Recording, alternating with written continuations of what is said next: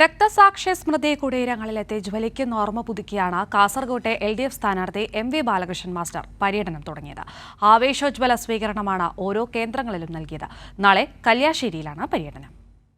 ജന്മിനാട് വഴിത്തത്തിനും സാമ്രാജ്യത്വത്തിനുമെതിരെ പോരാടി കഴിമരമേറിയ കയ്യൂർ രക്തസാക്ഷികളുടെ തേജസ്വിനിക്കരയിലെ സ്മൃതി കുടീരത്തിൽ പുഷ്പചക്രമർപ്പിച്ചാണ് MV Balakrishnan master പ്രചാരണം ആരംഭിച്ചത്.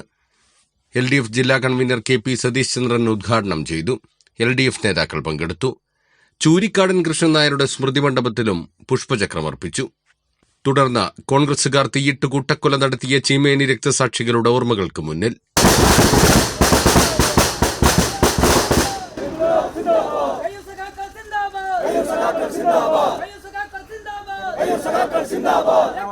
ചീമേനിയിൽ ഉജ്ജ്വല സ്വീകരണം. അവകാശ സമര പോരാട്ടത്തിൽ ജീവത്യാഗം ചെയ്ത മുനയൻകുന്ന് കോറോം പെരളം രക്തസാക്ഷി സ്മൃതി കുടീരത്തിലെത്തി ഓർമ്മകൾക്ക് മുന്നിൽ. കുണിയനിലെ കരിവള്ളൂർ രക്തസാക്ഷി സ്മൃതി മണ്ഡപത്തിൽ ആദരമർപ്പിച്ച് ആദ്യദിന പര്യടനത്തിന് സമാപനം.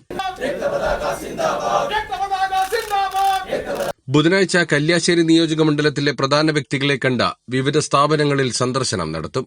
കൈരളി ന്യൂസ്, കാസർഗോഡ്.